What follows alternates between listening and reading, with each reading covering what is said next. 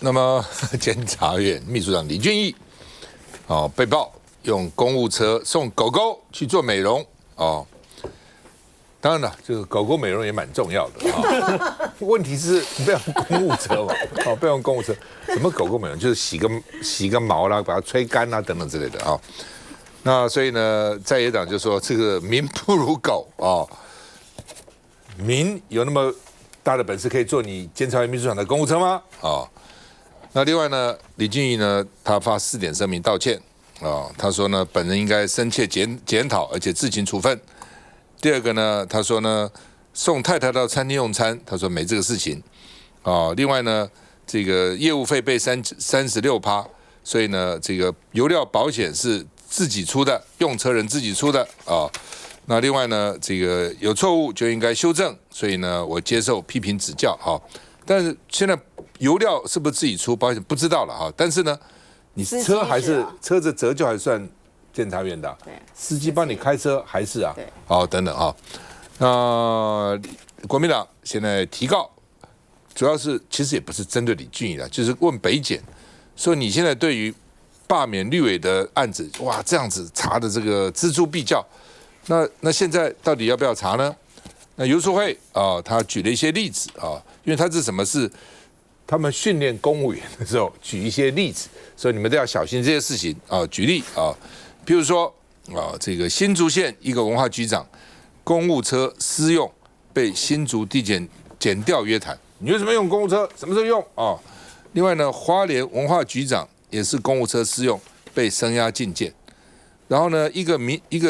地方的民主委员会主委用公务车在自己的这个参加私人的活动，说你不当地6113块都给你算出来几个小时司机多少钱等等，那折旧多少钱呢？涉嫌背信，被判处罚20万。你用了公家6113，要罚你20万。然后呢，交通部观光局一个处长用公务车返回他的这个处所涉及背信罪，被缓起诉2年，然后向国库交15万。他说这些都是廉政署廉政单位把这些呢当成教材来教导这些新进的公务员，你们都不要犯这个错误等等那你现在监察院实施这个监察的这个锋线监察然后呢关侦，那就律师黄慕涵建议说李俊毅赶快认罪就可以减刑了那另外国民党说卓荣泰曾经说监察院秘书长都没有油钱对不对？没有油钱，说没有卫生纸，你还记得吗？所以呢，这个说你监察院的车辆是5院里面最多的，因为监察院以前编制很多，大概就买了很多车就有那个编制说呢，监察院的正副首长有多少辆车呢？有司法院有17台，行政院15台，考试院13台，立法院有5台，监察院有29台车。监委也要每个人都有，所以呢，这个对都有配车那立委没有每个人配车，没有，借立委是公用的，对，时间限制，还要登记，还要去申请嘛。那现在张思康议员说呢，不止李俊毅苏立琼委员也用公务车到诊所看牙。你看牙是你自己的事情，你怎么也不是办公务你不是到外面去这个视察，你怎么也用公务车呢？而且据说还有微保单，我本来说这微保单是不是就是苏立琼？他们不是，他们告诉我说不是，说还有好几个监委都被人家拍下来了，而且这有图为证，这不是假的，这有图为证都拍下来了所以呢，李俊毅监委也不敢查，为什么呢？监委可能自己也这样子看一下。监察院公务车黑色 Camry 下班时间为何还在路边临停？这是 TVBS 接获的独家爆料，途中上车的人正是监察院秘书长李俊毅。在照片中的李俊毅，他在傍晚时分搭乘公务车出现在这里，而且他手上还拿着一个东西，看起来行迹十分的神秘。他到底在做什么事情？我们重新回到了图片中的地点，发现这里刚好有一间宠物美容店。根据拍摄者提供讯息，在50总统就职周年当天下午4点半，穿着灰色衣服的李俊毅秘书室人员先是搭乘监院公务车，先替李俊毅的爱犬送宠物沙龙。2个钟头过后，由李俊毅亲自搭乘监院公务车到宠物沙龙店接狗，被质疑涉嫌公器私用。求证李俊毅他回应，已向副院长李鸿钧自请处分，并致上歉意，愿意接受批评。也强调家中小狗年纪很大，平常都是趁午休自行接送美容，但当天公务繁忙，请同仁代为协助接送，是自己思虑不周。用公务车接送宠物美容，李俊毅坦言说是自己一时思虑不周，但真的是这个样子吗？就在照片拍下的隔天，李俊毅的办公室同仁再度被拍下搭乘监察院的公务车，出现在台北市大安区的这间知名餐厅。照片中灰色上衣的秘书室人员与代送宠物美容的正是同一位。21号下午5点，他被拍下搭公务车来到餐厅取菜之后，接着载着餐点的监院公务车便直接开往李俊毅住所。所谓一时思虑不周说法不攻自破。纵使李俊毅强调非公务行程都是自行负担油钱，但身为中华民国最高廉能监察单位，所作所为自然得受高标准检验。来，世轩，这个。以前监委就是你们议员选出来的，以前是这样啊，很早很早，很久以前了，很早以前。我当议员的时候，太久远，大概4、5个议员选一个监委，4、5个议员选一个监委。这个今天这个我相信用公务车有时候顺路啊，拿个东西干嘛的，其实多多少少。但是今天为什么李俊毅秘书长的事情会遭到大家的谴责，而且人民会这么的愤怒的原因是什么？就是因为你们民进党自己前一阵子开始讲监察院卫生纸没钱啦，加油没钱啦，结果现在被大家看到的是什么？原来监察院的秘书长你是公务车有钱可以去载你家的狗洗澡，载狗洗澡没有任何的错。我赵大哥有养狗，我也有养狗，我们整天也是接狗洗澡干嘛的？可是重点是你要很清楚知道的是什么？我是民代，我的车子是我自己的，油钱我自己付的，我要干嘛干嘛。可是你今天如果是坐的公务车，你就不可以用你私人的使用。不管你今天看牙齿也好，今天张世刚议员也踢爆了另外一个这个苏立雄委员嘛看牙，你看牙也好，这些你应该可以很清楚的区分，到底什么是公务行程，什么是私人行程。但我坦白讲，这也不能怪他们个人而已，这整个民进党政府上梁不正下梁歪嘛。行政院院长不就动用所有的资源下乡去开讲吗？你下乡的时候有没有坐车队，所有的维安人员陪你去？这个到底算是公务行程还是党务行程？这个其实大家过去讨论了很多，但这个界限一直没有被划分出来。所以这些监委可能也想说，反正他们的工作天职是干嘛？监察这些、监督这些公务人员，查这些公务人员。结果你这个角色，你自己被人家拍到是这样的情况。在台湾现在整个总预算删减一路吵到现在，所有民进党的论述在攻击在野党的论述，一一会打脸回自己。不管从刚刚前面讲的地方预算，到现在的这个公务车使用，刚刚前面讲的预算，我跟卫士在地方议会，我讲一个最实际的例子，我们盖警察消防的厅舍，那个工程已经快完工了，你知道吗？消防局局长那天跟我讲很开心，说我们这盖的怎么样，很漂亮，但是你现在25%这样子弄下去之后，他们没有钱付给厂商啊。这是会有诉讼责任的，所以他们变成又要去挪动别的费用去补足这个漏洞。那中央政府摆明的就是知道说，你地方政府多多少少你还是有办法调度的嘛。你说完全不行，其实讲这也是骗人的。但是他就是让你难做，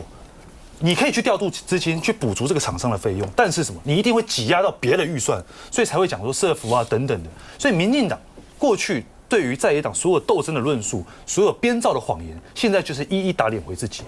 这李俊毅就是现世报哈，我觉得非常的好哈，在这个时候呢被揭蔽哈，然后被拍出来，这就是民进党的现世报。特别是因为他是监察院秘书长，他在第一时间的时候被逮到了、拍到了，他的反应是什么？他们家的狗年纪大了哈，然后呢，他还会带着这个狗呢到这个办公室去，所以呢，也就是方便嘛哈，就是用了这个公务车呢去洗澡。你有没有搞清楚啊？你是监察院的秘书长今天就算你不是监察院的秘书长，你是任何一个坐在这个公务部门里面职务的人，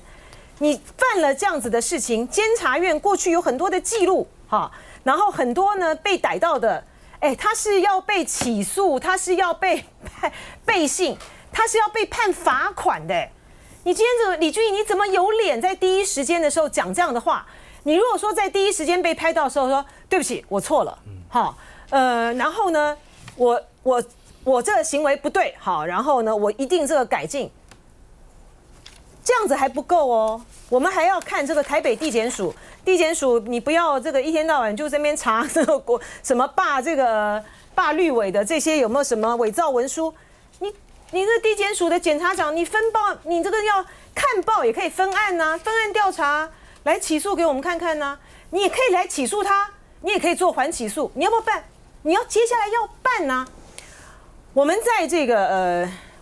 我们这个有政府机关，有这个公务车，然后这个官员滥用公务车，也不是一天两天的事情啊。可是为什么有这么多的公务人员，包括就是赵先在当署长任内的时候，或者是我在跑新闻期间的时候，或者是我认识的在这个公务部门里面，不管是蓝绿执政，你不要说当到部会首长这么的高的层级了啦哈，即使是有配车可以使用公务车层级的这个官员，很多人都非常的自爱，都非常的自律啊。只要是休假期间的时候，绝对不使用这个公务车，好，然后开自己的车去做自己的事情。甚至于呢，有一些的这个官员呢，自律非常的严，哈。他就是比如说你在家谁家没小孩啊哈，就是而且你在当官的时候，当一个不大不小的官的时候呢，你可能你的孩子呢都是面临到要送这个上学啦或什么的，他们有些人就是可以自律到这样子的地步，不准我的子女搭我的公务车去上学。为什么有人可以做到这样的地步？为什么你们民进党呢，就是只有去批评对方，然后从来没有是检讨自己？所以我觉得李俊毅这个案子呢，不能够这么的轻易的就这样的结束了。下一步大家去盯台北地检署，你要不要起诉？你要不要侦办？我是当环保署长的时候呢，周末的这个时间我是开我自己的车，不会用公家的车。那我就在想说，为什么会有监察院的设置？你们就回想孙中山的三民主义，他怎么讲？他说要搞革命啊，要搞民主。哎，那个100多年前，谁知道什么民主啊？他就讲不要怕，我们将来呢也有包青天，记得吗？说古时候他就觉得御史大夫包青天哦，所以我们将来也会有监察院有包青天，所以监察院要以包青天自诩。那你能够想得出来，包青天古时候包青天会用他的轿子加他的狗去美容吗？去洗澡吗？包青天会干这个事情吗？虎头铡把你砸了，休息一下再回来。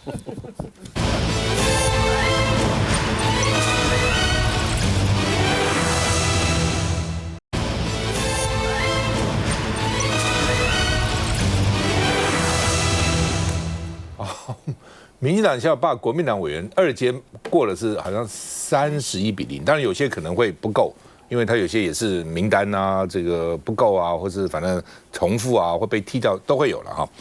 那所以最后可能也许30-0、29-0了哈。那本来呢，国民党说有2个有可能的，一个是吴思瑶，一个吴沛忆，哦，然后另外呢2个原住民。那到后来，反正搞来搞去呢，检察官查这个查那个，约这个约那个，压这个压那个，有一些寒蝉效应，的确是有很多人不敢签啊。那后来就变成说，最有机会的可能是北投士林吴思瑶，比较有可能，因为当时国民党就是这个非民进党是2个嘛，哦，一个侯汉廷，一个张思刚嘛，这2个就把票分掉。如果2个集中会当选的，但是一分就没了啊。好，那在这种情况之下啊，所以呢，大家本来认为说罢吴思瑶是有可能的，结果呢，他那个领衔人叫做张克进，就被检察官约谈，约谈完了以后呢，就无保释回，其他人都押关啊交保，他无保。然后过2年，张克进就说我不干了，我不要当领衔人了啊。那不当领衔人这个东西，这个选罢法当时可能没有想到这一点哦，因为你想想看，他一定想说领衔人怎么可能退呢？因为你理论上领衔就是带头嘛，那你签了这个4000多个人，那你怎么就说不干就不干了呢？那4000多个人也不会允许你不干呢、哦，所以当时选罢法其实有一个规定，就是说，如果这个当时他们叫第一阶段叫提议人，还不叫领衔，叫提议要罢免吴思瑶，这个4000多个提议人符合1%，这个选民的1%以上，这4000多个如果有一半说要换领衔人，他可以换。而且一次为限，你只能提出来说我要换，你换掉只能换1次，并不是只能提1次。我觉得他们现在对选罢有点误解，不是只能提1次，就你换掉领衔人以后，你只能换谁？只能换被补领先人，这你只能换一次。好，那现在今天刚好听说的是吴思瑶生日，他们就说中选会送给吴思瑶一个大礼，说呢有700个人被踢掉。那并不是700个人不合格，300多个不合格。为什么？因为他本来报就超过，他现在大概要这个一半的是2048人，然后呢，他的这个报了2400人出去，所以这700人不合呢，其实是300多个就够了，但是就差300多个。那好像原来说不能再补题，为什么不能补？你其他都可以补，为什么这个不能补？他只要在2届到期之前补就好了嘛。所以他原来说以一次为限，是你换掉那个张克进以后，你不能够再换另外一个领衔人，而不是说我送件只能一次，我就那个曲解法律了，这不管，这另外一个事情。那张克进就不见了，躲起来了，所以他们就说这些人要换，把他张克进换成他的被捕领衔人。那现在说差了，不是差700多，是差300多啊。那中选会是说，你这2400个人里面，因为只要2048就够，有700个人不是原提议人。那这个我看赖以任他们就来说明了，发了一个新闻稿，就是说，因为第一阶段有很多人被你剃掉，我也不知道剃掉的是谁呀，他不知道剃掉的是谁，他只是告诉你说，第一阶段有你差了，比如说这1000个人，差了2000个人，这不对。我可能在，而且你这个要换领衔人，必须要原来提议人的一半，所以他可能也找了，他怎么样是发函给原来的提议人了，说那么你们再来这个换掉你们的领衔人吧。他说我怎么知道被你剃掉了谁？所以呢，他的意思是说，这个有可能重复，有可能被你原来一阶段就剃掉人重复，但是我不知道你一阶段剃掉的是谁啊？那另外呢，他们就说呢，这个有一些反正是各种谣言起来，所以赖以任说，如果你造谣，我就要提告你们啊。那另外呢，所以媒体人说，现在除非张克进回心转意，否则呢，2阶就算达标，像2阶现在还差个大概5-6千票，2阶呢要27000才达标，他现在大概说到2万然后呢大概差个5-6千7，也许最多差到7000。那他们那边的议员呢蛮努力的，我后来看到他们的资料，这个张世刚就提了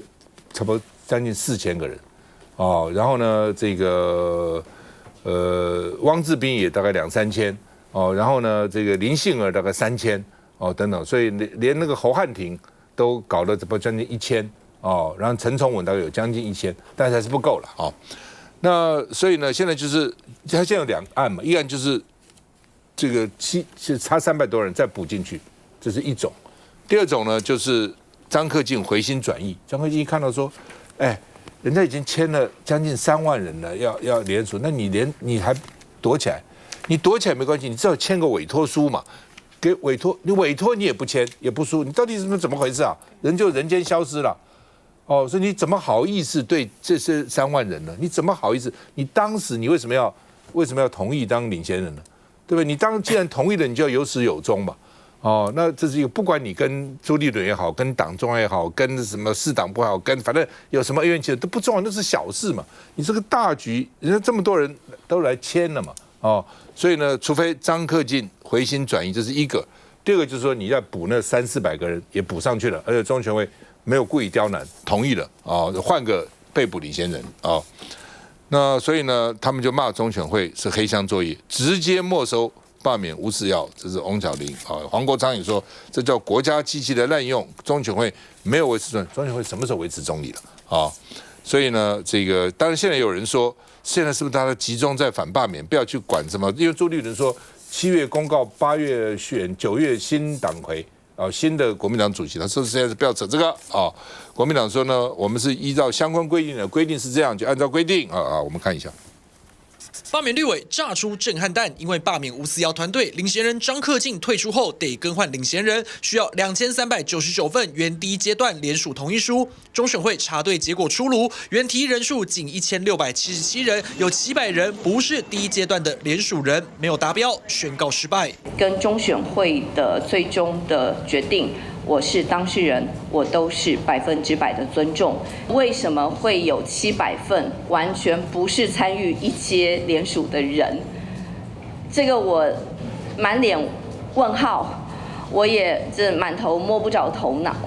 所以这个问题应当来请教提出罢免的这一方。这700人，我相信都是当时有真的签过提议书的支持者，只是这700人有可能在当时送件以后遭到中选会剔除掉，不在合格的范围名单上。罢摇换将失败，这也代表只能由原领衔人送出，但张克敬已经宣布退出，几乎成了死局。恰巧吴思瑶28号生日，收到这份生日大礼包，坦言百感交集。真正的生日愿望，我真的无比的希望国会恢复正常，把民主还给人民。罢摇的领衔人的更换，暂时的挫败，那我都是尊重。其实我非常平常心。来进。我觉得看到那个赖以任他们啊，真的非常的辛苦。好不容易哈寄出，他们用鲑鱼返乡嘛哈，就用发函的寄的方式呢，得到了这样的联署。像现在的这样的结果，其实没办法哈，就是像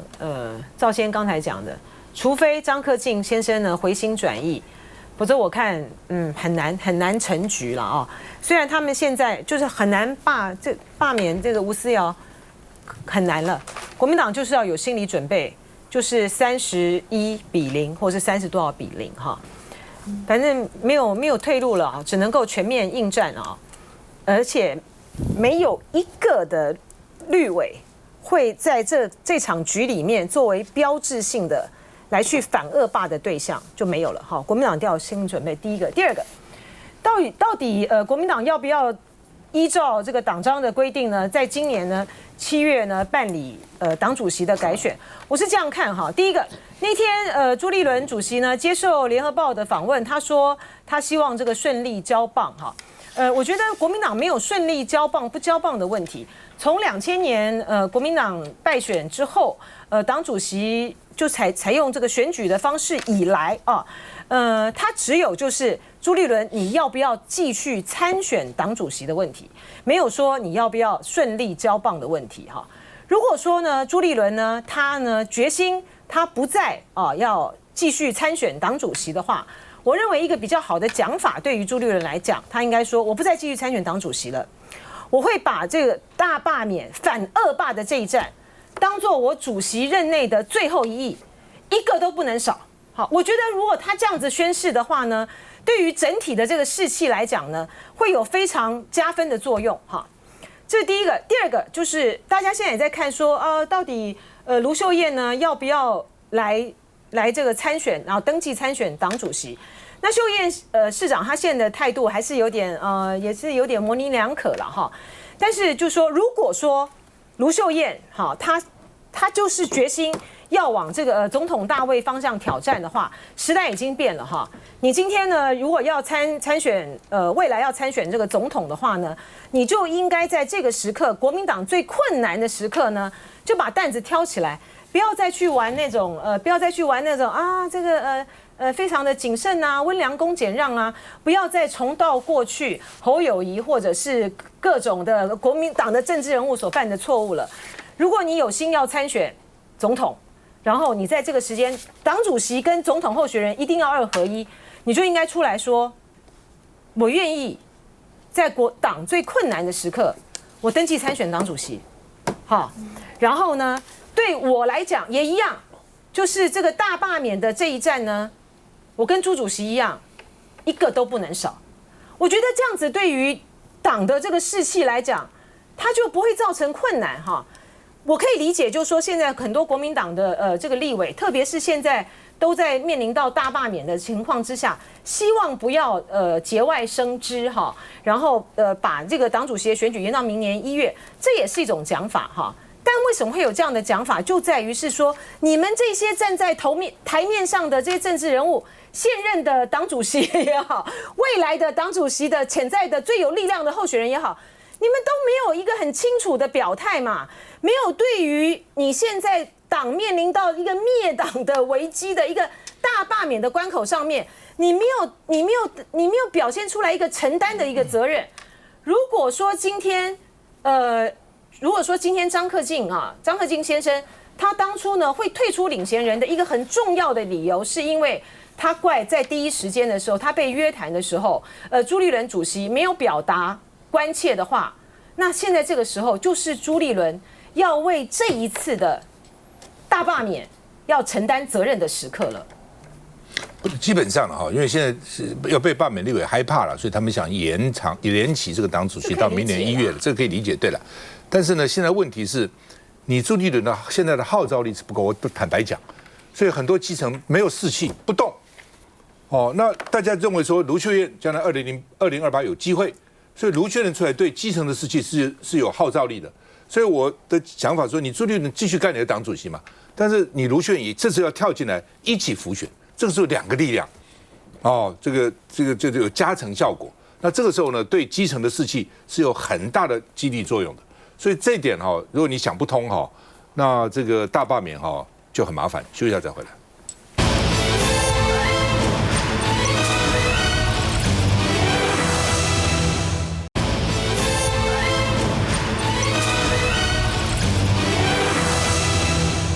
好，那么台中西屯大雅经传停电啊，台电说现在看起来有300多户受影响，在抢修当中哈。那黄国昌去高雄新达火力发电厂问说，你们还有多少生煤啊？因为你要用煤发电，一定要有生煤嘛，做原料嘛。你们到底还有多少？是不是要把它用掉？是不是为了这个啊？那陈其迈说呢，都不是偷开哦，这个新达除役机组呢不是偷开，因为如果偷开，大家就会骂高雄政府，所以你不去抓呢？所以不是偷开，不是偷开。他们现在大概有规定，就把它变成一个，要不然就除役的，要不然就是这个备役了。哦，那一般呢是不能开的哦，而且开有小时的限制。但是呢，如果说是什么备转电力在8%以下呢，就可以动新达；在6%以下就可以动大林。哦，那为什么会备转只剩下8%跟6%？那才是关键嘛！你们都不看那个原因是何在，只看结果说哦，现在因为备转只这个低于8%，所以我们要开新达。哦，因为备转低于6%，所以我们要开大林，那造成高雄那边人污染的那么严重。然后呢，台中火力发电厂让这个台中南投那边人污染那么严重，这个很严重哎，不要开玩笑了哦。这个很多年轻人现在得肺腺癌，不是老人得，很多年轻，尤其女生，女人得肺腺癌是男生的这个一个8成，一个2成啦，女生得是8成肺腺癌哦。那很多人也不抽烟，也不做饭，也没有什么油烟，那怎么会得呢？那当然是跟空气嘛。对不对？当然，基因有一种，另外就是环境嘛，哦。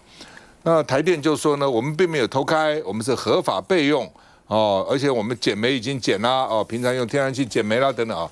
没有人管你减煤，只管你说你不应该开的时候，你为什么要去动它嘛？对不对？你好好的合1、合2、合3，甚至合4你都不用，你非要搞那个东西啊，哦。然后呢，这个因为是后援投手，所以现在既然电不够了，我们就来做后援啊。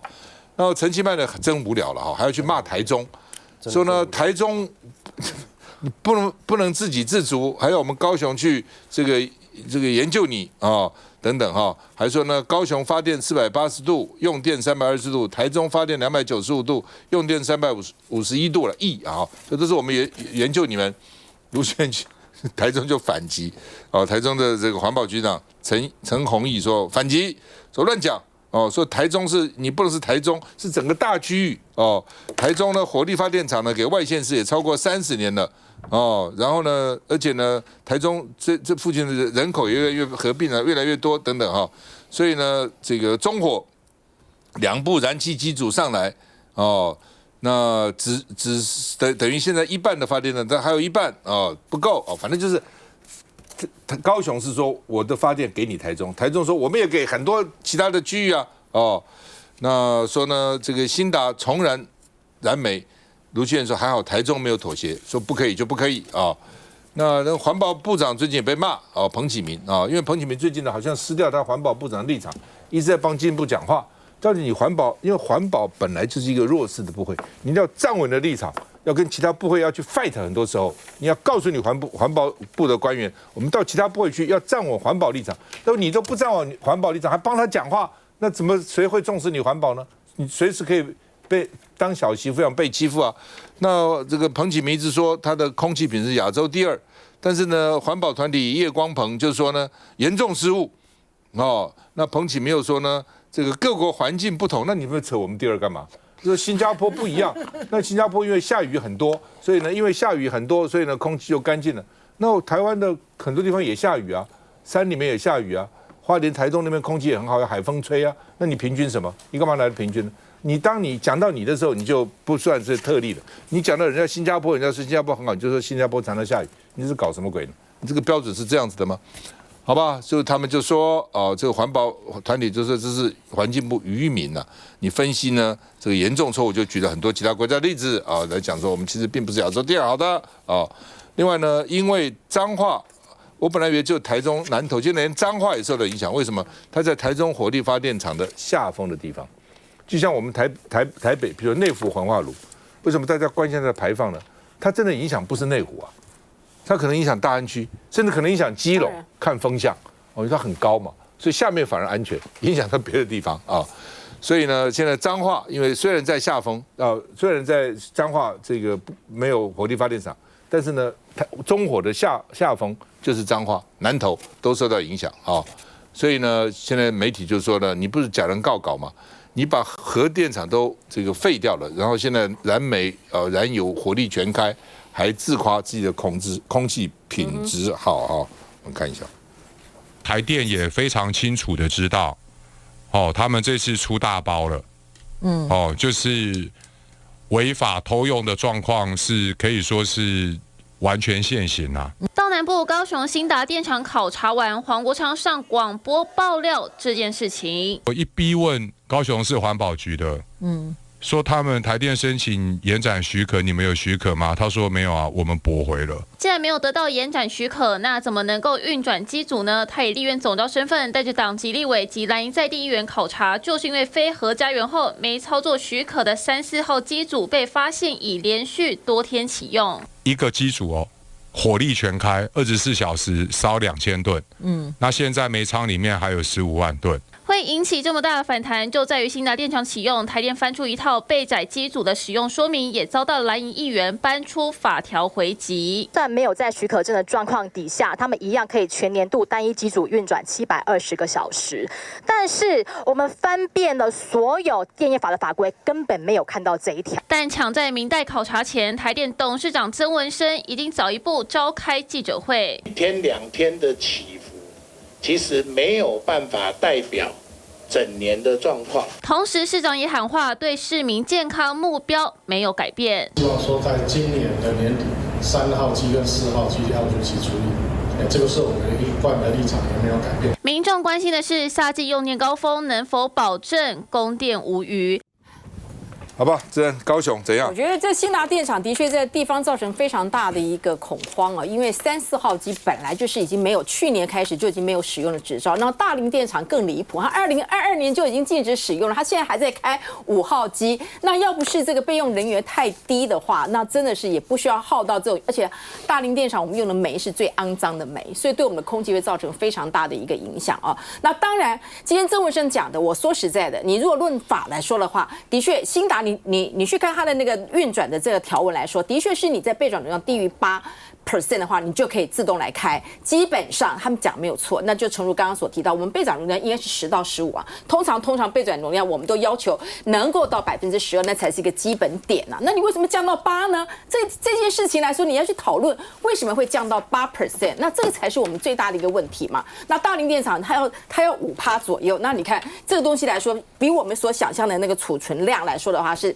低出非常的多了。那我觉得陈市长他当然是被问到的时候他有点心急，但是我还是觉得大家是同岛一命，好不好？未来要征求高位的人，应该把全部的台湾人民放在一起然后你要说我们用，这就是4点钟台电所公布的，你会发现高雄的发电量已经是低于它的用电量，反而是台中，对不起，台中目前为止它的发电量是完全是高于它的用电量，所以每次都不断在变嘛。那我觉得说同岛一命的状况之下，有问题大家共同来面对，不用是说自己的电要自己发，然后自己来用。我觉得这样的一个概念应该是好好把它广泽到全部的全岛的人民。我觉得那个陈其迈真是无聊。对。小鼻子小眼睛的，你管你高雄就好，你管他台中干嘛？这不无聊，还去炮打人家台中，真的无聊。来，位置。哦，所以不要再讲那个新达电厂偷开了，没有偷开。我大概说明一下，那个新达电厂3号机，它除役时间是今年年底，然后4号机是到明年除役了。好，那我们看到这个大家非常关心，就是很多这种空气污染的问题。我也认为台湾其实这个问题还是要继续的精进，但不过我还是提供一个数据，就是说台中的这个中火哈，就是去年减煤1/3，然后当然再加上中央跟地方合作非常多，就是空气的污染的措施啊。机组等等，所以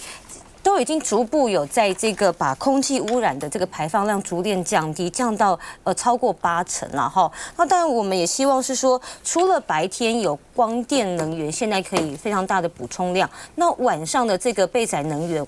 我们也希望多用其他的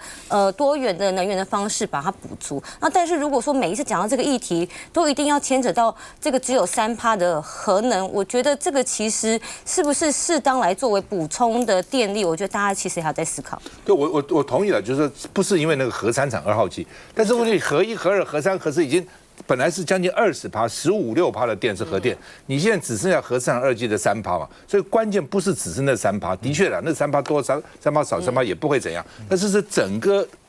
的能源政策，我觉得那个是比较严重的。来，台中，我想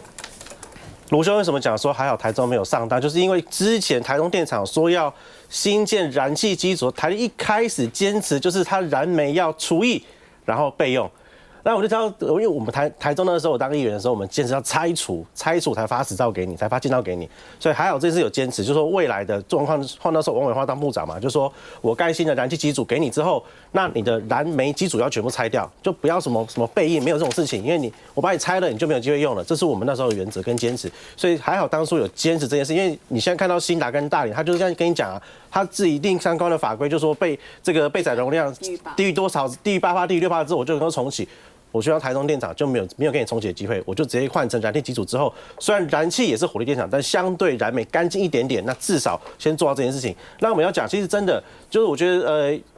陈其迈市长去攻击台中，真的有点无聊，就是有点弱相残啊。就说2个城市都有火力电厂，那真正为什么要罚火力电厂，就是因为我们整个全国能源政策调度有问题嘛。结果你现在跟我讲说，那难道今天台中要说好，对不起，我错了，所以我多发一点电吗？不可能啊！大家都希望说，当然燃煤的这个电能够下降，空气污染品质能够改善，而不是那边争取说啊，我发的比较多电，所以你要感谢我，然后你发的比较少电，你要多发点电。那这样对民众的健康也是不公平的嘛。那最后再讲到环境部长，他真的是有点失职了。我们从这个权威的 IQ2 网上看到说，我们周边邻近国家在去年排名，台湾排54，韩国排59，日本排108，香港63，菲律宾74，排名越低的当然就是所谓的这个空气指数越高，所以看到台湾排54名，我们日本是108名，所以我不知道他说什么台湾是排名亚洲第2，这个数字怎么来的？不，他更无聊的，他去讲那个家庭主妇用瓦斯炉做菜，培根，对，你这个重点你搞清楚嘛。对不对？现在台湾的空气污染2个大重点啊，一个就是工业，就固定污染源；一个是汽车、摩托车的这个移动式污染源。这2个重点跟那个炒菜什么关系？你不扯炒菜，你不扯太远了吗？休息一下再回来。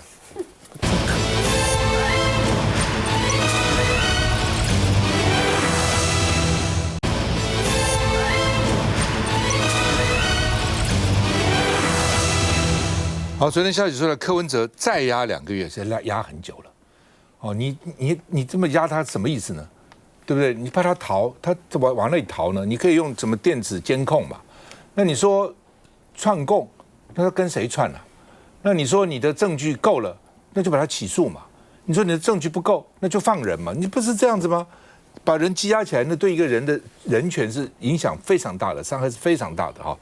所以我是觉得，难怪昨天陈佩琪崩溃哭喊：你要把他关到死吗？哦，你到底是怎样？什么意思哈？那北院怎么裁定他继续压？哦，因为检察官可以压你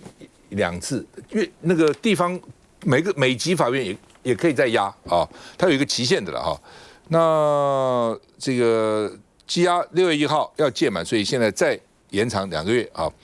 那因为北院是说趋吉避凶是基本人性，那你每个人都压起来算了嘛？按照你的讲法，每个人都是要趋吉避凶啊！啊，那4名被在押被告包括柯文哲、李文忠、陈庆金及应晓薇，所以呢，合议庭认为4个人仍有勾串、灭证之余，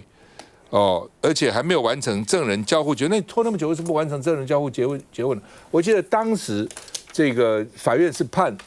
裁定是柯文哲可以放的，但检察官一直要他押，一直抗告，那法官就问检察官，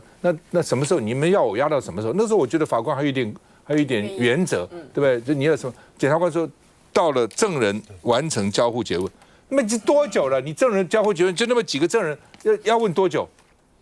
那为什么不结问？为什么不交互结问？那到底堕代是谁？然后呢说，所以呢证词可能因为串供而改变，所以呢羁押原因没有消灭，仍有羁押的必要，所以再延长禁见2个月。那民众党说这是侵害人权，这是只是万用稿复制贴上，只是这样而已令人没有办法接受。黄国昌也愤怒说无法接受。继续帮助柯文哲捍卫清白什么叫趋吉避凶？我也觉得这个太扯了吧？一个人的人权是多么重要，对不对？而且柯文哲好歹人家台北市长干过2任，又是这个总统候选人，又是民主党主席。以前虽然法律之前人人平等，但是你这些背景也是要考虑啊，也不是不考虑啊。那周立伦也说呢，要停止司法滥权然后呢，这个民主党这是双标说呢，你的民进党绿色的钱柜一再就交保，然后就逃亡一大堆然后你现在压我们那另外呢，金华城案的都委会前执行秘书也说，市长没有指示我啦并没有指示我所以并没有市长直接跟他说你要怎样要怎样要怎样那这个法官说，他这个。要不要严压他，跟是不是成立犯罪没有必然的关系，这个很奇怪所以你一定要觉得他有犯罪，而且犯罪嫌疑很重，然后你才把他压嘛。说这犯罪跟这无关，那你干嘛压他呢？压个人当成开玩笑这样就把他压起来嘛？我们看一下。民众党前主席柯文哲因为金华城案被羁押禁见至今，合议庭27号裁定柯文哲等4人从6月1号开始要继续羁押2个月。北院合议庭是指出，柯文哲、李文宗、沈庆金、应小薇等4名被告仍然是有串证灭证之余，由于证人的交互诘问程序还没有完成，因此证词仍可能因为串供而改变，羁押的原因并未消灭。结果出炉之后，民众党也发出了声明，北院裁定的严押理由书当中根本是找不到有必要继续羁押柯文哲的具体事证，不仅呢是通篇裁定充斥空洞笼统的形容词，更是套用了万用例稿复制贴上，一句晦暗不明就裁定继续羁押，严重违反了刑事诉讼法的羁押规定，完全令人无法接受。来，世轩，趋吉避凶是人性，但我们还是无罪推定吗？如果依照这个逻辑去想的话，其实刚刚赵大哥讲的这个就是我非常深刻的感觉之前我去旁听席的时候，我记得那时候大概年初，他交保出来几天嘛，又回去。那个时候，检察官讲了各种可能性，柯文哲可能逃亡或串供，所以柯 P 就讲，我也被你带电子脚镣了，我相关的监控也都愿意去配合，要不然这样，你开一个名单出来，不管你多少人，如果我接触到任何一个人，那你把我抓回去嘛，就不跟人家串证嘛。法官在庭上他听到他觉得有道理，他问检察官说，那你觉得呢？好像挺有道理的。检察官自己讲说。这有点道理，但是我们还是要压。然后说，那到底要压到什么时候？他那时候就是讲说，在证人诘问的时候。现在不就问了这么多个证人了？结果这几天证人还诘问了，就是交叉诘问，交叉了，你要交互诘问，这几个证人彼此要问来问去了。我认为这一次他在延2个月的这个讯息，对我们来讲，我们一点都不意外，当然非常难过。这几次不管从什么林乾隆啦、林周明，这些副市长这些证人，甚至昨天的这个刘秀玲执秘，其实每一庭证人一问了之后，其实对于我们来讲，事实是越辩越白。为什么这样讲？比方说昨天的刘秀玲，他昨天的证词是非常重要的，他打脸了很多检察官过去的论述。第一个，市长到底有没有指示？大家记不记得过去还曾经钟小平爆料了，他说什么？在里面被市长臭骂，打入冷宫，从此不准再参加这个会议。刘秀玲自己亲自讲了，我根本没参加这个会议啊，子虚乌有，完全没有这件事情。那这对于柯 P 来讲，这是非常非常重要的证词。第二个，刘秀玲不断的在强调司法性是没有问题的。为什么？他们在庭上也播放了当初在苗博雅的质询，为什么刘秀玲可以自信坦荡荡的说，在司法性上面是没有问题的？那甚至最早的疑虑，经过了都委会共识讨论以后，专家讨论以后是没有这样的疑虑的。所以我觉得昨天刘秀莲的证词对于柯 P 来讲是相当重要。我看到柯 P 这个画面哦，我觉得他的精神跟整个状态比过去好很多，并不是因为他现在吃的比较好，住的比较好，并不是，而是因为开始证人诘问之后，其实越多的事实会展现出来，甚至刘秀莲还讲说，他过去就已经告诉检察官就没有这个事情了嘛。那证人什么时候检察官认为诘问完毕？哇，这个要问大罢免完毕，这个大罢免完毕啊！所以其实最近很多人都问我说，你们柯 P 到底会不会出来？会不会出来？会不会出来？我都一句话，你觉得他有可能在大罢免前放他出来吗？就这么简单。因为这些很多的不管过程也好，或者是以逻辑去推断也好，我没办法理解，所以我问了很多司法界的朋友，他们都笑笑的告诉我说：“世轩啊，看待你们主席的事情啊，你不能用司法的角度看待。”